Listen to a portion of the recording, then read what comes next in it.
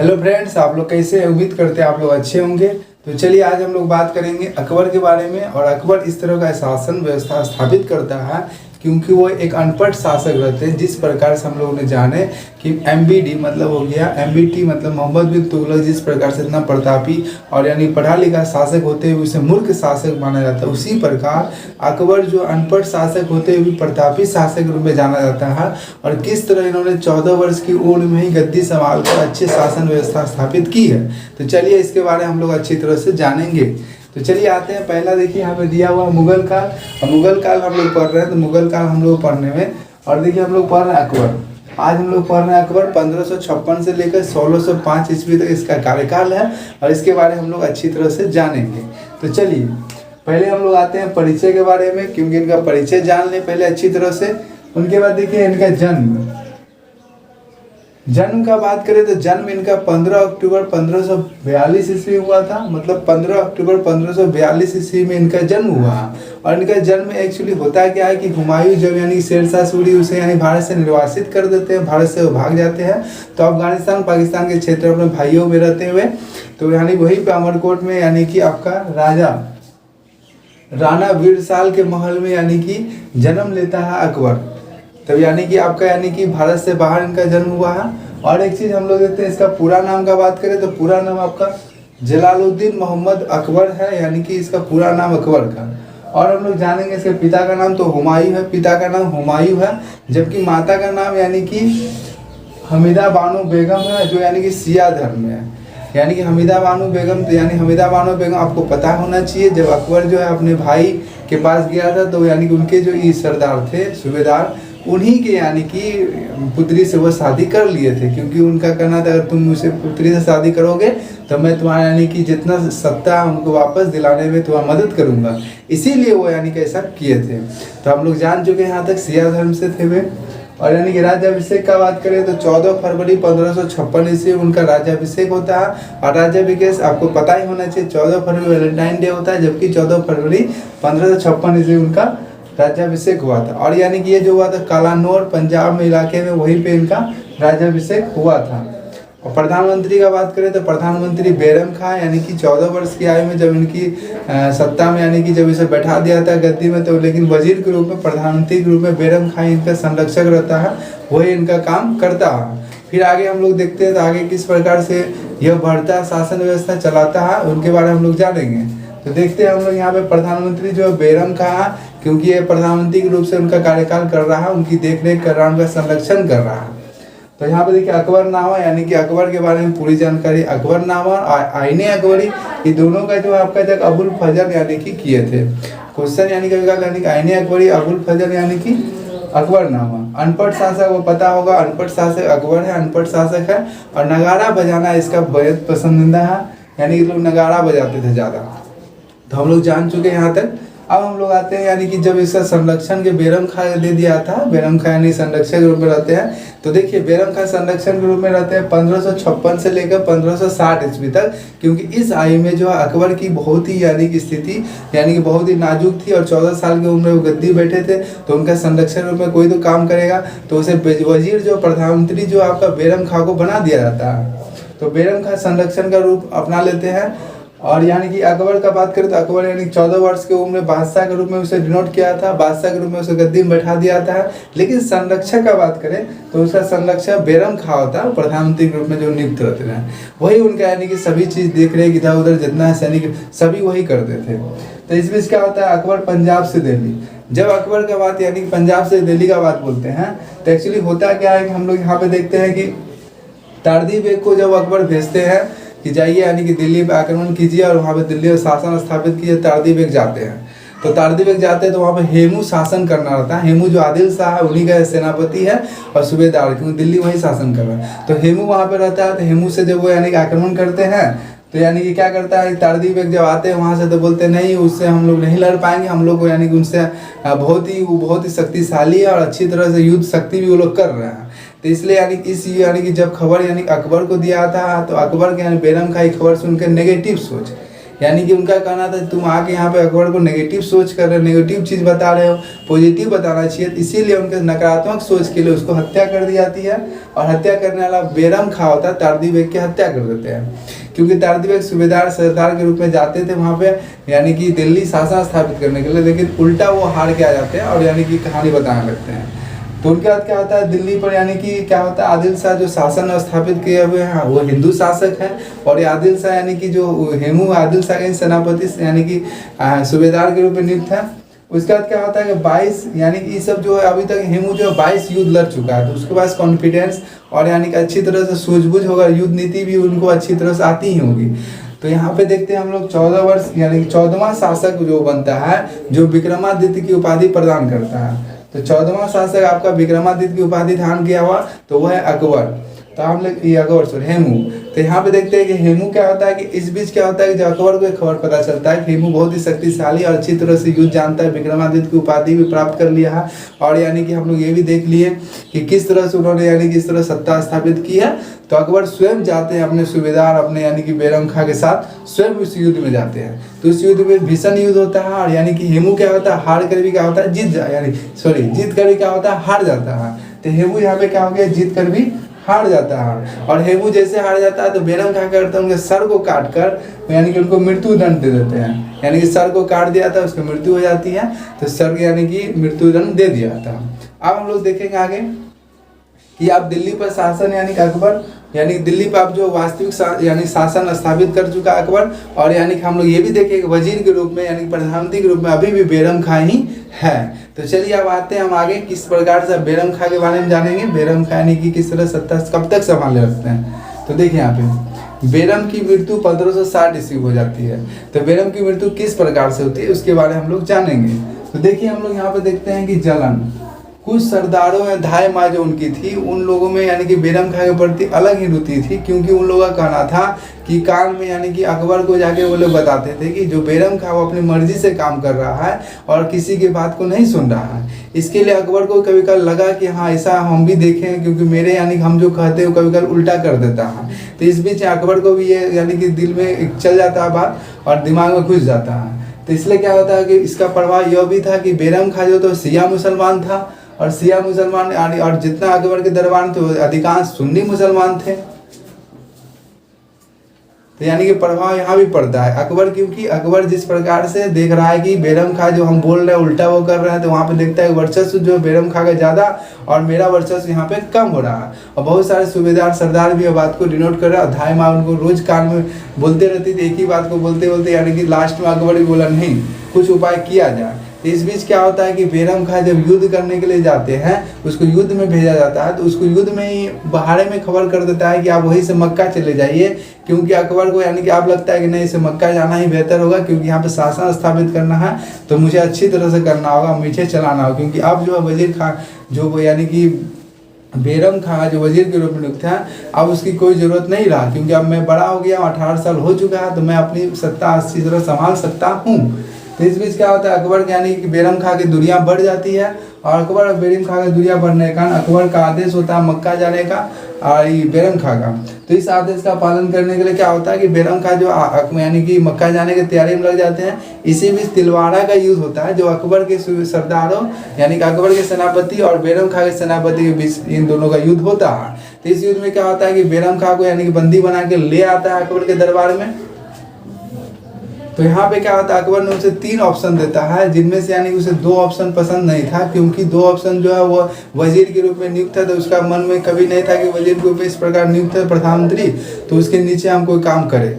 इसलिए उन्होंने यानी क्या किया, वजीर के रूप में नियुक्त नहीं हुआ और यानी कि अगला बोला कि हम मक्का जाने का, उसका तीसरा ऑप्शन जो था मक्का जाने का निर्णय उन्होंने किया। तो मक्का जाने का उन्होंने निर्णय किया, तीसरा ऑप्शन उसका निर्णय यही था, मक्का जाने का निर्णय था। और यानी कि वो मक्का जाने के क्रम में चले जाते हैं। तो इसी बीच क्या होता है कि मुबारक शाह जो मच्छीवाड़ा के युद्ध में उसके पिता के बेरम खां ने हत्या कर दी थी, पराजित कर दिया था। तो इस युद्ध में क्या होता है कि उसके जो पुत्र है मुबारक खां वो यानी घात लगाए रहते हैं कि कब बेरम खां आएगा मैं उनकी हत्या कर दूंगा। तो इस बीच क्या होता है कि मच्छीवाड़ा का युद्ध होता है मुबारक खां और बेरम खां के बीच। इस बीच में क्या होता है कि पाटन गुजरात में स्थित है, वहीं पर यह युद्ध होता है। इस युद्ध में क्या होता है बेरम खां की मृत्यु हो जाती है, 1560 से बेरम खां को मार दिया जाता है और उनकी हत्या कर दी जाती है। तो मुबारक खान ने बेगम खां की हत्या कर दी। जब ये खबर अकबर को पड़ता है तो अकबर यानी कि वहाँ सेनापति भेजते हैं और तुरंत ही वो उसके पुत्र और उसकी पत्नी को संरक्षक के रूप में ले लेते हैं। और यानी क्या करता है, बेगम खां के जो विधवा है, बेगम खां की जो विधवा है सलीमा बेगम, उनकी जो उनसे शादी कर लेते हैं। बेगम खां की विधवा से शादी कर लेते हैं और उनके पुत्र को क्या करते हैं, शिक्षा और दीक्षा देते हैं। और अब्दुल रहीम खान खाना, बाद में चलकर अब्दुल रहीम खान खाना, जो अब्दुल रहीम नाम है, उनको खान खाना की उपाधि भी प्रदान करते हैं। और हम लोग एक चीज़ देते हैं, उसको बाद में नवरत्नों में भी यह शामिल करते हैं। तो यहाँ तक कहानी हम लोग को समझ में आ चुकी होगी। तो चलिए अब आते हैं, हम लोग आगे देखते हैं क्या होता है। तो आगे हम लोग देखते हैं पर्दा शासन रहता है, क्योंकि अकबर अभी यानी कि धाई माँ पर बहन पुत्री सब में यानी जीवन यापन कर रहा है। तो यानी कि अपने अधिकांश के रूप में शासन स्थापित अपने मर्जी से नहीं कर पा रहा। और यानी कि वो देख रहा है वर्चस्व जो महिलाओं की ज़्यादा हो गई है, मेरा यानी कि वर्चस्व ही नहीं रहा। तो इसलिए आप पर्दा शासन का बात करें तो 1560 से 1564 इस बीच हम लोग देख सकते हैं किस प्रकार से संरक्षक थे बेगम खां, उनकी मृत्यु हो जाती है। तो उसके बाद पर्दा शासन होता है कि धाई माँ यानी कि किसी तरह बेगम खां को हटवा दिया। अब होता है कि पर्दा शासन हम लोग देखते हैं कि यानी कि महिलाओं की प्रधानता 1560 से लेकर 1564 ईस्वी तक महिलाओं की प्रधानता होती है। यहाँ पे महिलाओं का ही वर्चस्व से ज़्यादा रहता है, महिलाओं की बातें को मानी जाती है। यानी कि अकबर भी उन्हीं के दरबार, उन्हीं के वजूद में चल रहे थे। इस बीच क्या होता है, इस शासन में जो किनका वर्चस्व होता है, तो धाई माँ जो उनकी थी और उसके पुत्र पुत्री और स्वयं यानी कि अपनी माँ के भी स्वयं माँ जो थी उनकी, उनका भी यानी कि वर्चस्व चल रहा था। इस तरह यानी कि क्या होता है कि स्वतंत्र शासक अकबर नहीं बन पाता है। तो स्वतंत्र शासक अकबर नहीं बन पाता है, तो यहाँ भी कहानी में आता है ट्विस्ट, क्योंकि स्वतंत्र शासक नहीं बन पाता तो कैसे साम्राज्य को विकसित कर पाएगा। तो इस तरह उसके मन में बहुत सारा कोच यानी कि अभी भी चल रहा है कि किस तरह हम शासन को अच्छी तरह से चला सकें और अच्छी तरह से निभा सकें। तो इस बीच क्या होता है कि हम लोग देखते हैं यहाँ पे एक चीज़ और कि मालवा यानी कि जब वो क्या करते हैं कि जो उसके पुत्र होते हैं धाई माँ के जो पुत्र, तो धाई माँ के पुत्र को यानी कि भेजता है मालवा यानी कि विजय करने के लिए, मालवा के युद्ध में भेजता है वो विजय प्राप्त करने के लिए।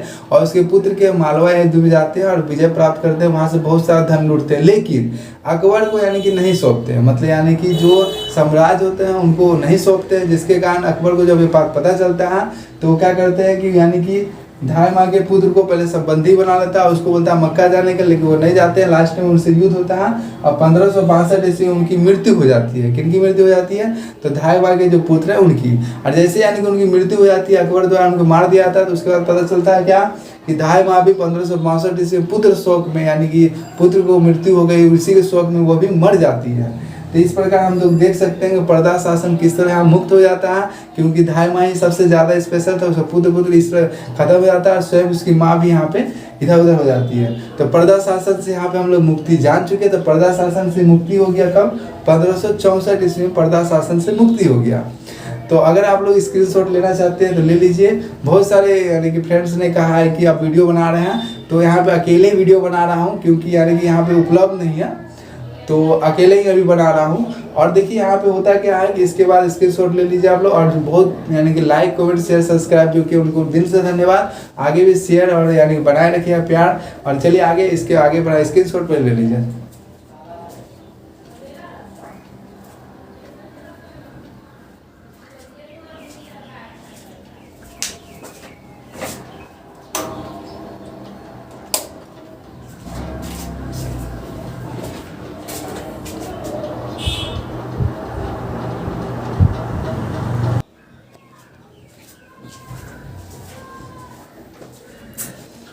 हेलो फ्रेंड्स, देखिए उसके बाद क्या होता है कि हम लोग यहाँ पे देखते हैं कि किस प्रकार से उसने यानी कि सत्ता आगे किया है। आप देखते हैं मालवा के क्षेत्र में यानी कि आप देखता है कि जब सब यानी कि पुत्र और यानी कि पर्दा प्रथा से जब उनकी मुक्ति मिल जाती है तो आगे यानी कि अभियान करता है वो। यानी मालवा के क्षेत्र में यानी कि 1561 से शासक वहाँ के शासक बाज बहादुर रहते हैं, और धाई माँ के जो पुत्र हैं यानी कि आदम खां उनको भेजता है वहाँ पे। तो वह 1561 ईस्वी वहाँ पे जाते हैं मालवा के क्षेत्र में। अब मालवा के क्षेत्र में जो जाते हैं तो अकबर भेजता है और वहाँ पे वो बाज बहादुर को पराजित कर देते हैं। कौन पराजित करता है, तो आदम खां वहाँ पे जाते हैं, पराजित करते हैं। आदम खां किसके द्वारा भेजा गया है, तो अकबर के द्वारा भेजा गया है। आदम खां कौन होते हैं, धाई माँ के पुत्र होते हैं। तो अकबर जब उनको भेजता है वहाँ पे क्या करता है, वहाँ पे जाता है वो पराजित और जीत के भी जाता है। बहुत सारा धन लूट के वो आता है। तो एक्चुअली क्या होता है, धन लूटने के क्रम में आधा से अधिक धन वो अपने रख लिया, साम्राज्य को वापस दिया भी नहीं। इसके लिए जब ये खबर अकबर को पता चलता है तो उसकी हत्या करा दी जाती है उनको, यानी कि पहले समझा के यहाँ पे हम लोग समझ गए। उसके बाद क्या होता है, चुनार के किले में यानी चुनार में 1561 में आप भेजता है दूसरे सेनापति आसफ खां को। आसफ खां यानी कि दूसरे सेनापति उसको भेजा जाता है, क्योंकि पहले में तो यानी कि आपका धाई माँ के जो पुत्र है आदम खां, उनकी तो हत्या हो गई, उनकी हत्या करवा दी गई। अब दूसरा क्या होगा, आसफ खां को भेजा, आसफ खां का वहाँ पे जीता। आसफ खां वहाँ पे के राजा जो थे वहाँ पे पराजित करा के वहाँ पे जीत चुके हैं। अब आते हैं गोंडवाना के क्षेत्र में, तो गोंडवाना यूपी, गोंडवाना के क्षेत्र में जब आक्रमण करते हैं तो यूपी में पड़ता है गोंडवाना। और यानी यहाँ पे शासक रहते हैं वीर नारायण। तो वीर नारायण जो शासक है उनका उम्र 3 वर्ष है। अब यानी कि अभी उम्र थोड़ा और बढ़ गया है, यानी कि जब से आक्रमण कर रहे थे, लेकिन जब वो वीर बना था 3 वर्ष की उम्र थे। और यानी लेकिन वास्तविक यानी कि वहाँ पे बड़ा शासन, यानी कि वास्तविक शासन कौन चला रहा था, तो उनकी माँ जो दुर्गावती वही वहाँ पे शासन चला रहे थे। तो इस बीच क्या होता है कि मुगलों ने वहाँ पर अधिकार कर लिया, मतलब मुगल में यानी उन लोगों के बीच आक्रमण हुआ और युद्ध हुआ।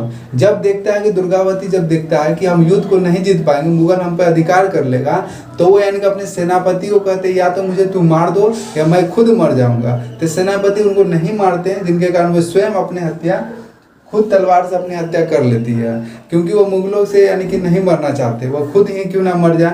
तो इस बीच क्या होता है कि यहाँ पे इस तरह गोंडवाना यूपी के क्षेत्र में उसका कब्जा हो जाता है। अब आते हैं इस बीच यानी कि उसे पता चलता है कि जब हम इतना भारत में शासन अच्छी तरह शासन स्थापित करना है, तो मुझे राजपूतों को यानी किसी तरह शासन में दबा के रखना होगा, या उसे पूर्ण रूप से दबाना होगा, या भारत से बाहर करना होगा। क्योंकि इतने शासक जो शासन कर रहे थे राजपूत में ही ज़्यादा नजर आती, क्योंकि राजपूत क्षत्रियता का साबित करने के लिए युद्ध करते ही हैं और वीर शक्ति से यानी वो लोग लड़ते थे।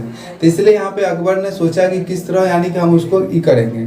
तो होता क्या है कि जब यानी कि अधिकांश में क्या किया, वो शादी कर लिया, यानी कि कभी कल क्या होता शादी कर लेता तो साम्राज्य उनका हो जाता था, तो कभी क्या किया अधीनता स्वीकार लिया, यानी कि कभी कल शासक जो थे वहाँ पर अधीनता स्वीकार कर लिए। तो कभी क्या हो गया, युद्धों से लड़कर वहाँ पे जीता है, तो कभी क्या किया युद्ध से लड़के वहाँ पे जीता है। यानी कि इससे हम पता चलता है कि शादी करके यानी कि शासन स्थापित कर लिया। तो कभी क्या किया अधीनता स्वीकार कर लिया, युद्ध के डर से क्योंकि अधीनता उनका स्वीकार कर लिया तो उसका साम्राज्य हो ही गया। फिर क्या होता है कभी कभी यानी क्या कहता है नहीं मान रहा है तो युद्ध से लड़के उनका साम्राज्य जीता है। तो यहाँ पे इस तरह हम लगते हैं शादी अधीनता और युद्ध से लड़के उन्होंने इस साम्राज्य को आगे बढ़ाया।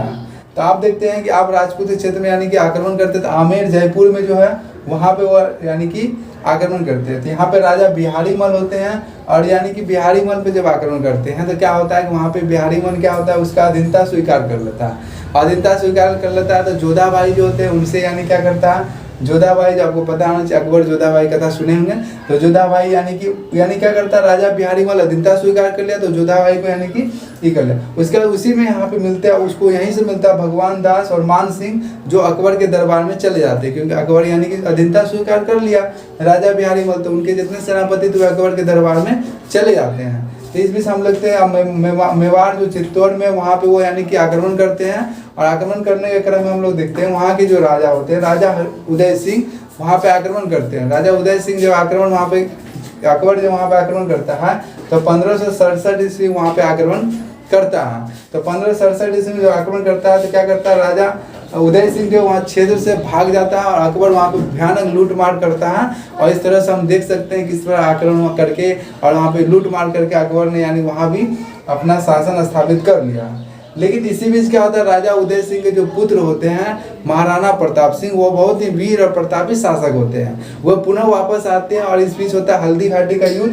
तो हल्दी घाटी का युद्ध महाराणा प्रताप सिंह और यानी अकबर के बीच होता है 1572 ईस्वी में। लेकिन यहाँ पे देखा जाता है ये है कि महाराणा अकबर जो है मान सिंह और आसफ खां, मान सिंह आसफ खां जो अकबर के यानी कि सेनापति थे वे जाते हैं, तो वे हिंदू शासक होते हैं। लेकिन जो हकीम खां होते हैं महाराणा प्रताप सिंह के द्वारा जो भेजे जाते हैं वो यानी कि मुसलमान शासक होते हैं। तो यहाँ पे देखते हैं कॉम्बिनेशन देखा जाता है कि मुस्लिम शासक होते हैं उन्होंने हिंदू सेनापति को भेजा है, जबकि हिंदू शासक रहते हैं महाराणा प्रताप वो यानी मुस्लिम सेनापति को अपना भेजा है। तो यहाँ भी कॉम्बिनेशन देखा जाता है। तो उसके बाद देखते हैं कि यहाँ पे इस तरह से उन्होंने आक्रमण करता है, लेकिन पूर्ण रूप से वो कब्जा नहीं कर पाता है, क्योंकि महाराणा प्रताप सिंह जो थे बहुत ही वीर और प्रतापी शासक थे, उन्होंने बहुत अच्छी तरह से लड़ा और पूर्ण रूप से कब्जा नहीं हुआ मेवाड़ क्षेत्र में यहाँ पे अकबर का। तो इस तरह से हम देख सकते हैं किस प्रकार से उन्होंने राजपूतों का आक्रमण किए। जब उनके पिता राजा उदय सिंह थे तो वहाँ पे लूट मार किया, लेकिन उसके जो पुत्र आए यहाँ पे हल्दी घाटी का युद्ध होता है, बहुत ही प्रसिद्ध युद्ध है हल्दी घाटी का युद्ध। तो हल्दी घाटी का युद्ध महाराणा प्रताप सिंह और जाके यानी कि अकबर के बीच हुआ था। आप देखते हैं अधीनता, यानी कि जब उन्होंने इतना यानी कि साम्राज्य किया तो कोई ऐसा बहुत सारा यानी कि साम्राज्य था जो अधीनता उनका स्वीकार कर लिया। तो यहाँ पे हम देख सकते हैं अधीनता स्वीकार में स्वयं अकबर यानी क्या कि बहुत सारे यानी क्या क्या स्वयं अकबर यानी कि आक्रमण करने चले जाते हैं और मुजफ्फर खां यानी कि मुजफ्फर खां पर आक्रमण करते हैं और पुनः विद्रोह को क्या करते हैं, दबा देते हैं। यानी क्या करते हैं, एक्चुअली होता है क्या है, जब जिस क्षेत्र में वो जाते थे तो वहाँ पे क्या होता था कि जब वो आक्रमण करके आया तो वहाँ साम्राज्य किसी को दे देता था, तो सरदार सूबेदार के रूप में। तो होता क्या, तो वहाँ पे विद्रोह उत्पन्न हो जाता था, विद्रोह उत्पन्न हो जाता था, पुनः वो विद्रोह को क्या करते थे, दबाते थे। तो इस बीच यानी कि खंबात की खाड़ी में आक्रमण करते हैं, खंबात की खाड़ी जो गुजरात में है, और यानी गुजरात विजय में यानी कि आक्रमण करते हैं। तो 1572 ईस्वी में पहली बार उसे समुद्र का दर्शन होता है, सर्वप्रथम अकबर का ऐसे यानी पहले, लेकिन समुद्र का दर्शन उसे सर्वप्रथम होता है गुजरात विजय में 1572 ईस्वी में। अब आते हैं, अब आगे हम देखेंगे बिहार और बंगाल में जो आक्रमण वो करते हैं, क्योंकि दाऊद खां जो पूरी तरह सत्ता है, जब उसे पता चलता है बिहार और बंगाल में दाऊद खां जो पूरी तरह सत्ता में आगे बढ़ रहा है और किस तरह यानी कि अपनी सत्ता विस्तार कर रहा है, तो मुनीम खां एवं स्वयं यानी कि वो क्या करते हैं 1574-76 ईस्वी में मुनीम खां और स्वयं जो है, मुनीम खां और स्वयं अपने यानी अपना स्वयं से यानी आक्रमण करने जाते हैं मुनीम खां के साथ, और वहाँ पे वो जीत दर्ज करते हैं। इस प्रकार हम लोग देख सकते हैं कि इस प्रकार अकबर ने एक साम्राज्य को विकसित करने में बहुत सारा अच्छा काम किया है। तो बहुत सारा यानी कि कुछ इसमें फॉल्ट दिया गया, लेकिन बहुत अच्छा ही हुआ जो भी किया है शासन व्यवस्था, क्योंकि 14 साल की उम्र में गद्दी सत्ता संभालना, उसके बाद यानी कि किस तरह साम्राज्य को बनाना बहुत ही चुनौतीपूर्ण कार्य होता है। उसके बाद क्या होता है, उन्होंने किसके कहाँ का यानी कि विजय प्राप्त किया, तो काबुल, कश्मीर, सिंध, बलूचिस्तान, कांधार, उड़ीसा, यानी कि काबुल, कश्मीर, सिंध, बलूचिस्तान, कांधार, उड़ीसा के क्षेत्र में आदि क्षेत्रों में उन्होंने बहुत ही विजय प्राप्त किया। हल्दी घाटी का तो भीषण युद्ध हुआ ही था। उसके बाद क्या होता है कि आप देखते हैं दक्षिण भारत में विजय प्राप्त करने हम लोग समझते हैं, क्योंकि इसके बीच हम लोग उत्तर भारत में जान चुके हैं, उड़ीसा जो इसमें आता था। तो यहाँ पे देखते हैं, यहाँ पे दक्षिण भारत में आप आक्रमण करते हैं तो प्रवेश द्वार जो है आपका जाके दक्षिण भारत का वो अहमदनगर होता है, जहाँ के शासक होते हैं चांद बीबी, वहाँ पे वो आक्रमण करते हैं और चांद बीबी को क्या करते हैं, पराजित कर देते हैं। युद्ध तो खतरनाक होता है यहाँ भी, लेकिन पराजित हो जाता है चांद बीबी। इस प्रकार हम लोग देख सकते हैं वो अधिकार कर लेता है इस तरह खानदेश, दौलताबाद, अहमदनगर, असीरगढ़, यानी इस सब चीज में वो आक्रमण कर लेता है। लेकिन असीरगढ़ में जब आक्रमण करते हैं, खानदेश, दौलताबाद, अहमदनगर, असीरगढ़ में आक्रमण करते हैं, तो 1601 ईस्वी में जब असीरगढ़ को यानी कि जब आक्रमण कर रहे थे, वहाँ चाबी उसको सोना, यानी कि जो किला था वहाँ किले की जो चाबी थी वो सोना का उसे मिला था। तो यहाँ भी यानी कि अचंभित हो जाते हैं। और इस यानी कि 1601 ईस्वी में उसका क्या अंतिम आक्रमण होता है। इसके बाद क्या होता है कि वो अपने उनके जो पुत्र होते हैं उसके यानी पुत्र विद्रोह में, यानी पुत्र में यानी आपसी झगड़े के कारण वो बहुत ही दुखी मन हो जाते हैं। और इस तरह हम लोग देख सकते हैं अकबर का शासन व्यवस्था, अकबर किस तरह यानी सत्ता को संभाले रखता है और साम्राज्य का विस्तार करते हैं। तो हम लोग आप देखेंगे यहाँ पे कि पुत्र विद्रोह के कारण क्या होता है, उनका मन क्या होता है, दुखी मन हो जाता है। और इस तरह यानी कि इसी तरह बीमार पड़ते रहता है अकबर। और 1605 ईस्वी में उसका यानी कि मृत्यु हो जाती है आगरा में, और यानी कि इसे यानी कि आगरा सिकंदराबाद वहाँ पे दफनाया जाता है। इस प्रकार हम लोग देख सकते हैं कि किस प्रकार से हम लोग अकबर के बारे में पूर्ण रूप से जानकारी प्राप्त की है। अगर आपको लगा वीडियो बेस्ट तो कर दीजिए नेक्स्ट, और thank you so much like, comment, subscribe के लिए। Thank you.